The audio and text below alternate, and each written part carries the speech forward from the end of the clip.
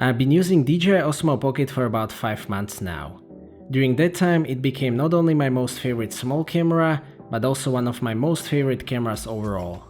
I'm also waiting for my Osmo Action to arrive, so I kind of wanted to summarize my thoughts about the Osmo Pocket as a new concept of the camera that I will be comparing to Osmo Action and Hero 7 later on. Little pocket cameras or action cameras and camera gimbals brought a lot of creative options to the filmmaking in the past couple of years. Osmo Pocket combines both, and it kind of fixes two problems or reasons why I personally haven't used gimbals and sports cameras that much. Those are the size and impracticality of the gimbals and fisheye ultra-wide look of action cameras. Here it is important to say that there is a big difference between a gimbal and electronic stabilization that can be found in GoPro or Osmo Action. Gimbal can be used for things like smooth panning, active tracking, for motion lapses, remote positioning of the camera, and so on. You can also get controller wheel, which is in my opinion a must-have, and that will let you make very smooth movements with the Osmo Pocket. Gimbal just gives you more options in comparison with electronic stabilization, even though it also has some disadvantages. My favorite way of stabilizing footage is actually combining the gimbal and electronic stabilization, like with GoPro Hero 7 and PGYTECH G6 or WGZX.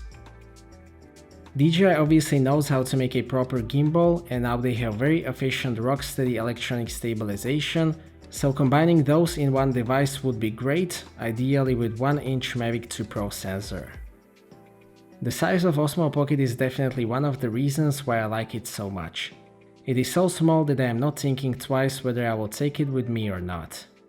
As the name suggests, it fits into your pocket.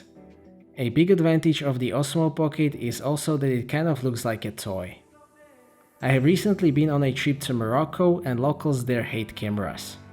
They were not happy when I was filming with the GH5, but nobody has even noticed the Osmo Pocket, so that might be quite useful even for professionals in certain situations.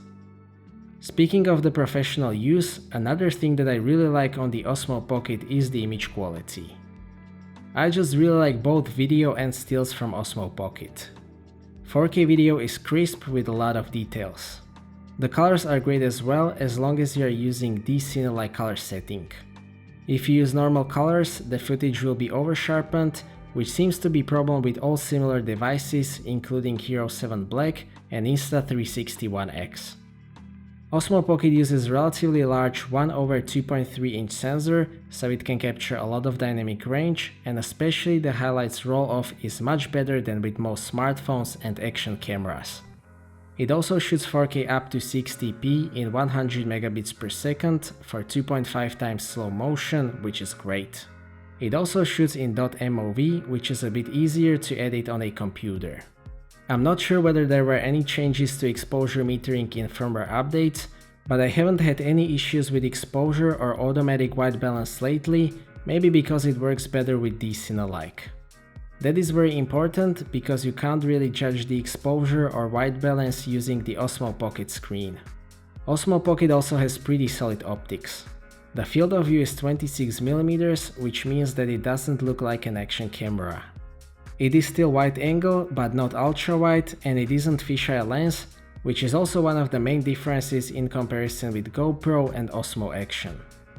If you want ultra wide angle, you can still use ultra wide angle lens by Ulanzi with reasonable loss of sharpness in the corners. The aperture is f2.0, and in combination with a relatively large sensor, it actually performs reasonably well in low light, although it can't match larger mirrorless cameras, of course. Osmo Pocket is mainly a video camera, but it also shoots very nice 12 megapixel stills. These are also very sharp with nice colors. DNG format is also supported, so you can shoot RAW. If you do so, you will have a lot of flexibility in editing and also very good dynamic range. Thanks to that gimbal, you can also use it in low light with slow shutter speed to get pretty clean images. Panorama mode is definitely a very cool feature as well. It can stitch 9 pictures together, and the quality of these shots is pretty good. To be honest, I don't use it that much personally, but I'm glad that it is here, and it is also one more thing that the action cameras just cannot do. Good news is that Osmo Action uses the same sensor, so the image quality on that one should be great as well. Regarding the stabilization itself, it is very efficient if you are just holding the camera still. It completely eliminates the shaking and the panning is also completely smooth.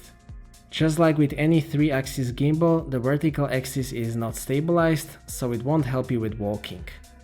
It is a bit more visible with the Osmo Pocket in comparison with larger camera gimbals because it is very light. I don't mind it that much, I think that the footage still looks good unless you are really focusing on that movement. It can be improved by walking very smoothly or by using slow motion. There is also a special 4th axis stabilizer made by Scotty Make Stuff, which works remarkably well. It moves a lot, but it smooths out the footage very well. Of course, you won't carry it around all the time, but if you are shooting something serious, it will make a difference. As I've said, I've used this Osmo Pocket a lot and it has proved to be quite durable. The screen scratches quite easily though, so it might be a good idea to use a screen protector such as this one from PGYTECH. Considering how small it is, I believe that the handling and the controls on the Osmo Pocket are probably as good as they can be. There are just 2 buttons. One is a shutter button or video recording button and the second button is multifunctional button. The user interface on the Osmo Pocket is great. Display is pretty small, but despite that, majority of the settings can be changed using the touchscreen. Handling can also be significantly improved by the addition of the controller wheel. In my opinion, it is one of the most useful Osmo Pocket accessories overall. It can control the movement of the gimbal, so it allows you to do smooth panning and tilting. There are 2 more buttons on this wheel. The left one is for switching between modes, and the right one is for entering the selfie mode. The wheel is very precise, it also has very good feel, so you can achieve very smooth panning using this wheel. If you need a larger viewfinder or to change certain advanced settings, you can still connect the Osmo Pocket to your phone. I mostly do that using the wireless module, which is the second must-have accessory in my opinion. The connection is very reliable and it gives you the same options as with regular connection. There is USB-C input on the wireless module, so you can still charge it, which is very useful for time lapses. The regular connection is not very secure, so if I use it, I do so with this phone holder plus, but basically the only reason why I do that is to use a screen as a viewfinder. On-screen joystick is way too sensitive, so I much prefer using the controller wheel. The autofocus used to be a bit of an issue on the Osmo Pocket, but it has been significantly improved by firmware updates. It hunts a lot less now, and it is actually quite reliable. I still use autofocus single for some situations, especially for landscape panning or for something like that. It is not perfect, but with firmware 1.07 it is pretty good. It also works much better for stills, which was a big problem, but with the latest firmware it was even able to focus with ND1000 filter. It works especially well in combination with tracking. That works great, it is a technology that DJI uses in other products, and it is also one of the standout features that the Osmo Pocket has over action cameras. I have made 2 videos about Osmo Pocket accessories, because if you have the right accessories, you can significantly increase your creative options. Osmo Pocket is a fully functional device by itself of course, so we don't have to buy a lot of accessories for the Osmo Pocket, but it is great to have a huge ecosystem of all kinds of accessories. I have made myself an Osmo Pocket kit of sort that fits into this small PGYTECH case. Here I keep the controller wheel, wireless module with PolarPro tripod adapter, 6 PolarPro filters, which is a mix of shutter, vivid and limited collection filters, PGYTECH gimbal protector, SD cards and phone connectors. These are the most basic accessories that I use, and there is still space left for GoPro or Osmo Action. Of course, I use a lot more accessories with the Osmo Pocket, but I think that this essentials kit, some more mounts and a solid phone holder are just nice things to have for the Osmo Pocket. There is a lot of advanced accessories available as well. You can get the 4th axis stabilizer that I've already shown you. You can get special filters such as ND1000 for long exposure, or even gradient filters for landscapes and so on, so the selection of Osmo Pocket accessories is in my opinion a great advantage. So to sum up this video, who or what is this device useful for? It is an alternative to action camera or a sports camera with tighter and more natural field of view. It is also an alternative to a gimbal for situations where using large gimbal with mirrorless camera isn't practical or convenient. It is also an alternative to some other devices such as smartphone gimbals.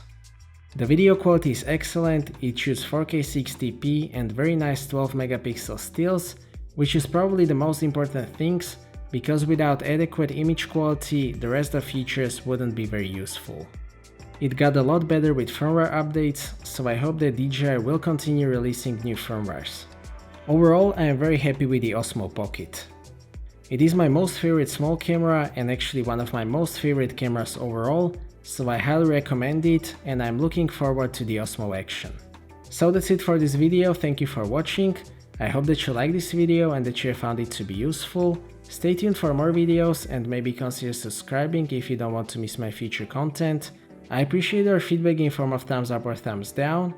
If you would like to ask anything or share your opinion, please do so in the comment section and see you next time.